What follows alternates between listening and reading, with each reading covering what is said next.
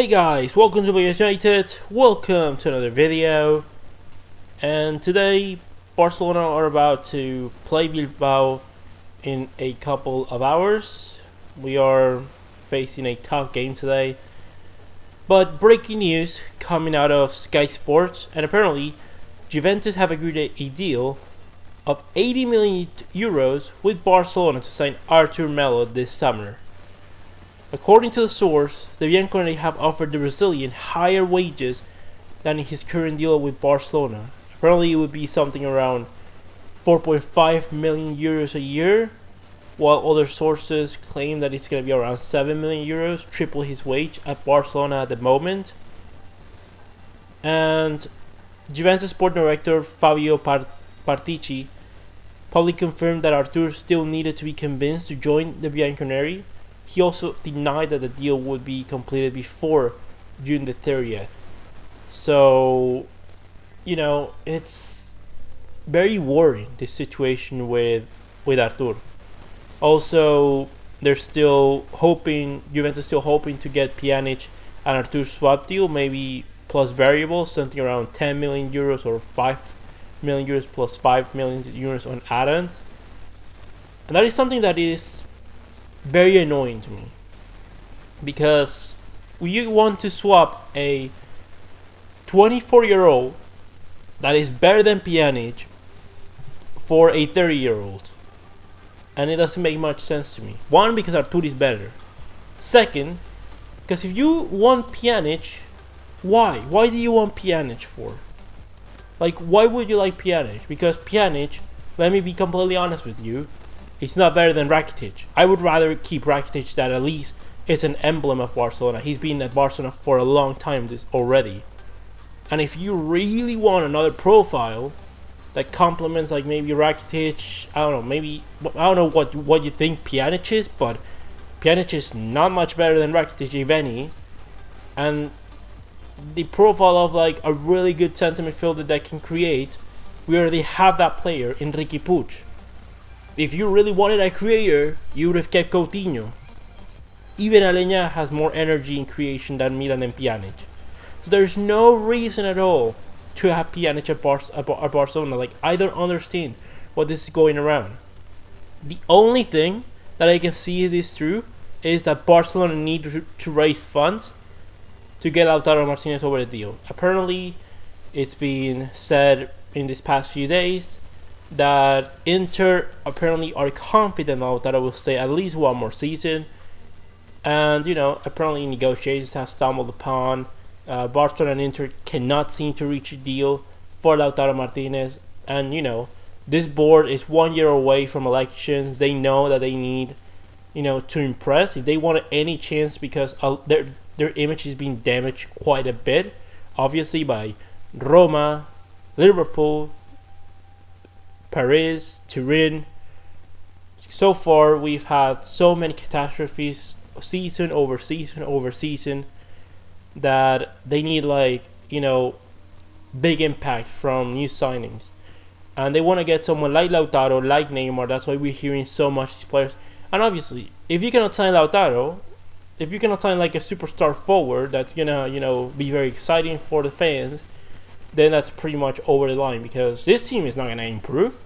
On the short term, this team is not going to improve at all. I can guarantee it.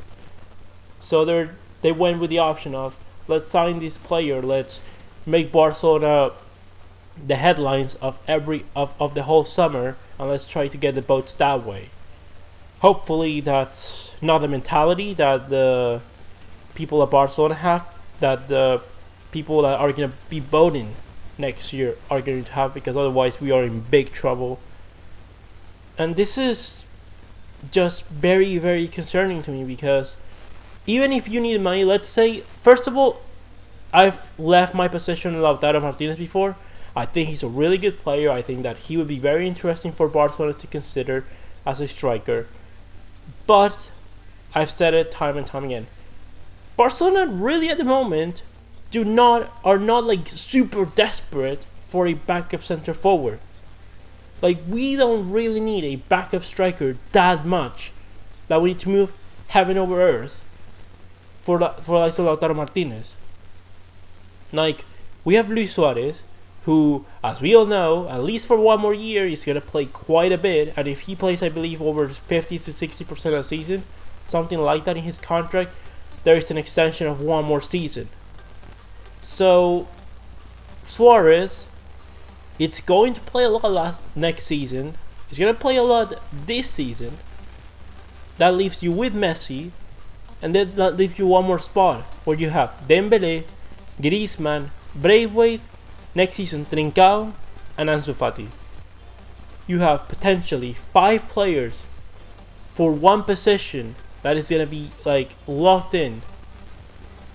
And then you have the sporadic Suarez rotation. Okay, Braithwaite might leave this season. Fine. Then you have Trincao, Ansu, Dembele, and Braithwaite.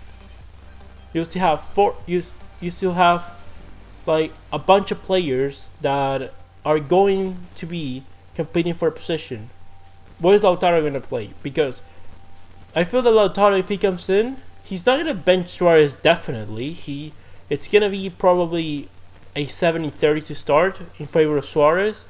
And then it might get to a 50-50, or Lautaro might take that starting spot if he starts performing at an unbelievable level. But we've seen it over and over again with Lautaro Martinez. Like, we saw it last season. Lautaro was decent last season, but he was nothing like this season. And the difference was the game time and the trust put in him. Last season, Icardi was the main target man for the likes of Inter. This season, Conte has trusted his forward line in Lautaro Martinez and in Romelu Lukaku.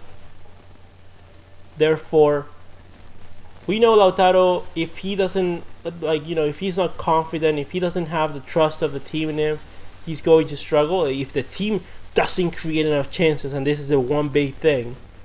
Right now, Barcelona are not creating many chances. Like, as a team, Barcelona is probably the best finishing team in the world. We have some of the best finishers in Suarez and Messi, but we're not creating enough chances. We're not getting to those positions where we have our best players finishing those chances off.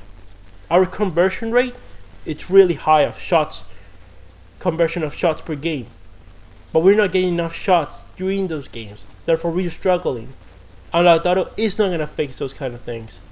What is going to fix it is pressuring higher up. It's going to be moving the ball faster, and it's using the players at your disposal to create more chances. The likes of Ansu Fati, the likes of Ousmane Dembele especially. Like, what is the plan here? And if you so much desperately needed to raise money, you wouldn't have spent 35 million euros on Trincao when you already have the likes of Carles Perez, when you already have Messi, when you already have Dembele, when you already have Ansu Fati. Like, you have plenty of options. You got rid of Carles Perez. Setien probably didn't authorize that, but fine. You have Ansu Fati, you have Messi, and you have Dembele. Trincao is not better than any of those 3. Ansu Fati needs confidence. He cannot go to Barca B. He needs to be given minutes. And in the B team right now, we have a young forward that is called Conrad de la Fuente.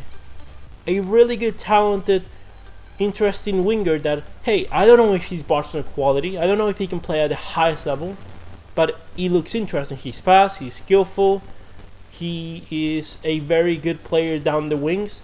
So I want to try him out. Any player that we have in our youth academy needs to be tried out. Like, the ones that you think could be interesting, that could fill a void at the squad, they need to be tried. They need to be tested. And if they can at least contribute a bit to the squad, we need to keep them. So, likes of Lautaro is not a priority. And if you want to raise money, you have the likes of Coutinho, Griezmann, Umtiti, Firpo, Rakitic, Arturo Vidal. You have more than enough players to sell to raise funds for Lautaro. So, honestly, if Artur doesn't start for Athletic, considering how many games he has started so far, I am gonna be very concerned. And the message that you're sending right now clearly is, Artur, doesn't matter what you do, you are going to forever be benched if you decide to stay. We don't want you here, you should leave. That is the message that you're sending. Now, if you tell me we're going to sell Artur because we've identified the likes of Sandro Tonali, that is probably in a similar level to Artur, and it's going to cost us about 35 million euros to 40 million euros, something like that, half the price, then I would be like, okay, you've identified a similar player, you're getting a younger player, and you're getting a player that is, way cheaper. Okay, I can sort of understand that. If you tell me we're going to sign Camavinga for 50 to 60 million euros, okay, I can understand that too.